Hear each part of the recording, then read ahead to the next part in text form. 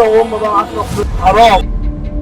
لو شفت حد بيشوه في ممتلكات بلدك يا ترى هتعمل ايه؟ انا عايز اشيل البتاع ده احطها عندي في العربيه. شيلها ازاي؟ ايه؟ شيلها ازاي؟ اشيلها عادي. تخلعها من كترها؟ اه عادي يعني بتتشد جامد شويه بس هتطلع عادي يعني. تساعدني؟ ها؟ حرام عشان دول دافعين فيها فلوس وهم فلوس.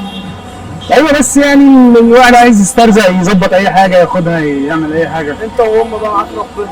بص تعال انت راجل جدع وزي الفل. حبيبي احنا بنصور بص كاميرا هناك ايه. طب انا عايز افهم انت ليه ما رضيتش تخليني اخلعها بجد؟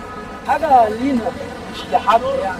البلد وممتلكاتها أمانة في رقابنا بننقلها لأولادنا وأحفادنا من بعدنا، وزي أي حاجة بنملكها شقة عربية أو أي حاجة تانية بتكون نفسك توصل لولادك في أحسن حال.